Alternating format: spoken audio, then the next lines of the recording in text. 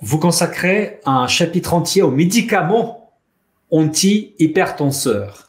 Il existe donc des solutions médicamenteuses pour améliorer l'espérance de vie en bonne santé, docteur Delangerie. Alors là, vous parlez des médicaments qui sont prescrits par la médecine conventionnelle pour diminuer les chiffres de pression artérielle, en général mesurés pendant la journée. Bon. Tout à fait.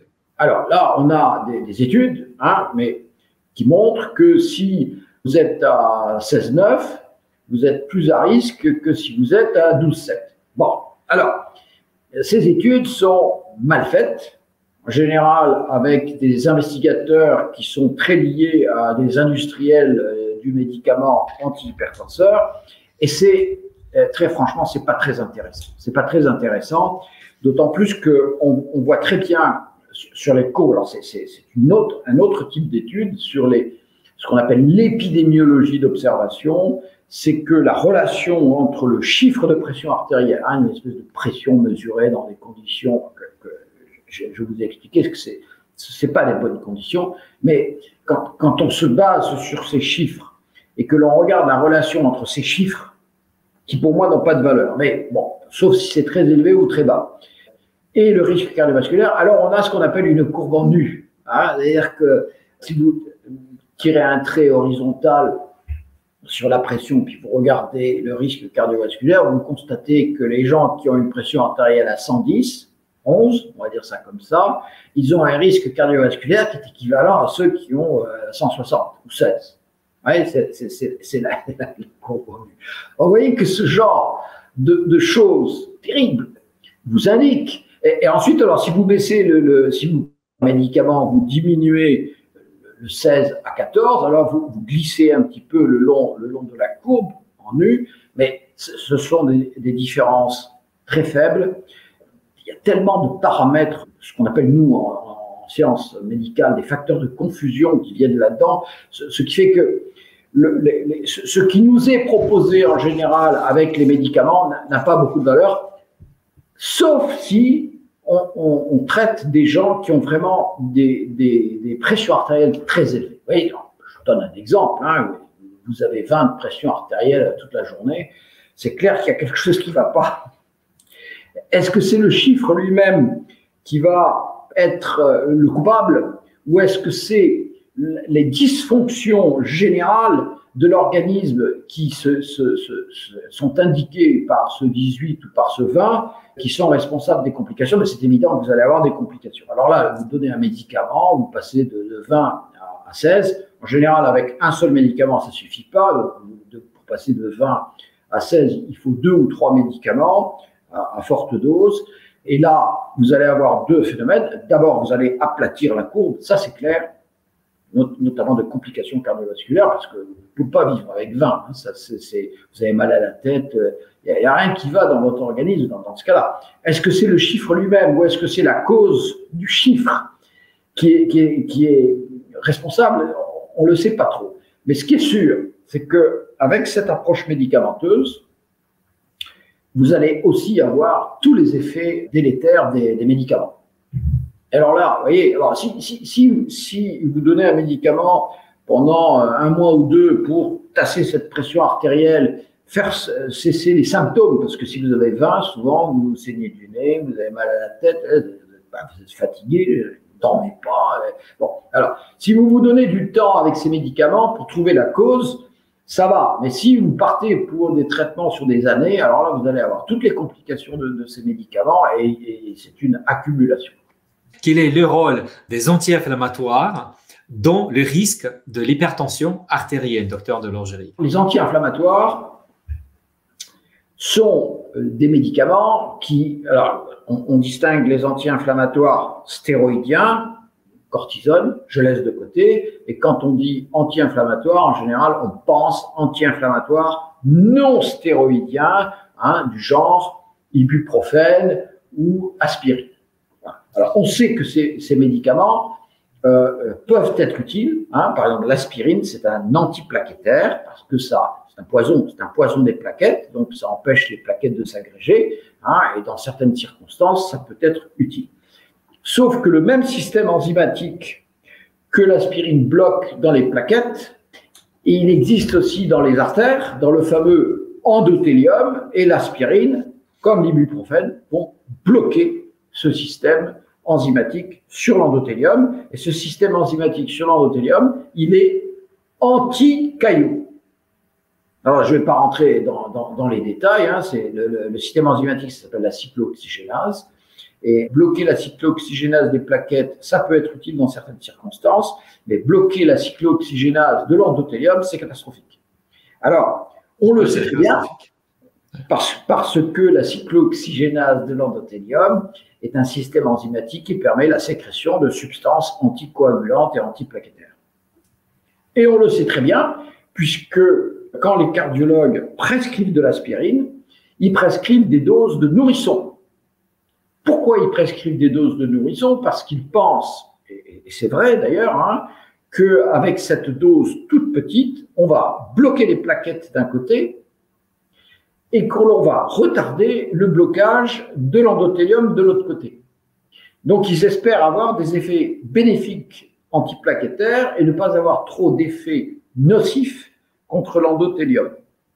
Alors ça peut marcher un petit peu, quelque temps, mais de façon chronique, l'aspirine finit par intoxiquer l'endothélium et l'aspirine ne protège plus du tout des maladies cardiovasculaires. Donc l'aspirine marche bien pendant quelques temps et puis après ça ne marche plus. On sait très bien que l'ibuprofène, par exemple, ça augmente le risque cardiovasculaire. Oui, et un des plus grands scandales de la médecine contemporaine, c'est ce qu'on appelle le scandale du Vioxx. Alors, le Vioxx, c'est un médicament qui est un anti-inflammatoire qui ressemble à l'ibuprofène ou à l'aspirine à dose normale, à forte dose. Pour rendre compte des choses, hein, l'aspirine, dans ma jeunesse, quand je faisais de la rhumatologie, on donnait 2-3 grammes par jour aux gens pour soigner une polyarthrite rhumatoïde, pour soigner des rhumatismes, on va dire ça. Aujourd'hui, le cardiologue, il prescrit 100 mg. Et on est passé de 3 grammes à 100 mg. Et c'est la voilà. Et pourtant, on a encore des complications quand c'est donné de façon chronique. Pour l'ibuprofène, on ne l'utilise pas en pathologie cardiovasculaire parce que c'est toxique pour l'endothélium et on sait que ça augmente le risque cardiovasculaire. Alors, quand vous bloquez la cyclooxygénase des plaquettes plus de l'endothélium, vous bloquez aussi un autre système enzymatique cyclooxygénase, c'est celui de l'estomac. Et le système enzymatique cyclooxygénase de l'estomac, lui, il produit un mucus qui protège la paroi de l'estomac contre l'acidité produite justement par l'estomac pour permettre la digestion. Alors, quand vous prenez de l'aspirine à forte dose ou de l'ibuprofène à forte dose, vous avez à peu près un patient sur 2 qui présente des troubles de l'estomac, qui fait une gastrite, ou qui fait même un ulcère. Voilà. Et donc, ça, c'est une autre raison pour diminuer les doses d'aspirine. Pour l'ibuprofène, ça, on n'a jamais essayé de diminuer les doses. Mais l'industrie pharmaceutique, consciente de ce problème de toxicité gastrique des anti-inflammatoires non stéroïdiens, a proposé un nouveau type de médicament qu'on a appelé les coxib, qui avait un effet sur les plaquettes sans avoir d'effet sur... donc, il y avait un effet anti-inflammatoire, antidouleur, sans avoir d'effet sur l'estomac. Donc, c'est une bonne chose. Et ça pouvait être extrêmement intéressant. Et il disait, nous, on n'a pas de problème à forte dose avec ce type de médicament concernant le système cardiovasculaire. Et et ça a été commercialisé avec force publicité, etc. Et très vite, certains médecins, dont moi et des collègues, on a dit, mais on a quand même des complications cardiovasculaires avec ces coxib. Non, il n'y a rien du tout. Là. Jusqu'au jour où il y a eu une révélation, par hasard, venant d'une équipe canadienne, disant, attendez là, on a vraiment beaucoup d'infarctus dans notre population avec ces coxib. Et quand il y a eu une enquête policière pour vérifier si les industriels qui commercialisaient les coxib le savaient, on s'est rendu compte qu'ils le savaient et qu'ils l'avaient caché.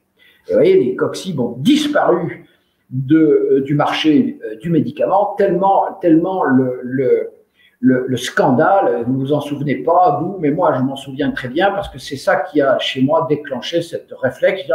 On ne peut pas faire confiance à des industriels quand il y a des profits, quand il y a un business considérable derrière.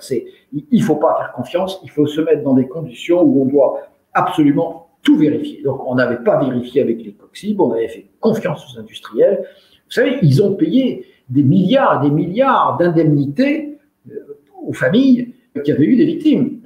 C'est plusieurs dizaines de milliers de morts cardiovasculaires aux États-Unis, cette affaire des Coxib. Vous voyez, c'est un... Quand on a vécu ça une fois, on ne peut plus vous raconter des bêtises avec les statines, les vaccins anti-Covid, etc. Vous savez qu'il faut tout vérifier et vous ne pouvez pas faire confiance aux industriels. Je suis désolé de le dire, mais voilà, c'est comme ça. Il ne faut pas faire confiance. Il y a des conflits d'intérêts tels qu'il faut tout vérifier. Ça ne veut pas dire que tous les médicaments sont mauvais. Certains médicaments sont intéressants, sont utiles, on sait s'en servir, mais il ne faut pas croire sur parole ce que nous racontent à la fois les industriels, mais aussi les autorités sanitaires qui sont souvent très liées, malheureusement, aux industriels, et pas croire non plus les sociétés savantes qui sont, elles aussi, financées massivement par les industriels. Ouais, ça ne veut pas dire que tout le monde est méchant, tout le monde est vilain et tout le monde est menteur. Il faut simplement savoir qu'il y a des conflits d'intérêts, des cercles vicieux et qu'il faut faire très attention. Donc là, l'affaire des Coxib, ça nous a guéri définitivement des anti-inflammatoires. Donc, en cardiologie, on les évite au maximum parce qu'on sait qu'on va avoir des complications de façon inéluctable. Et les rhumatologues le savent maintenant et on utilise de plus en plus d'autres médicaments antidouleurs, anti-inflammatoires que les anti-inflammatoires stéroïdiens. Mais c'est vrai aussi que vous vous faites mal à la cheville, vous tordez là, aujourd'hui il y a de la neige à Grenoble, vous tordez la cheville sur un trottoir, vous avez une petite entorse de la cheville, bon, une semaine d'ibuprofène, ça va être très utile. Ce qu'il faut éviter, c'est les traitements au long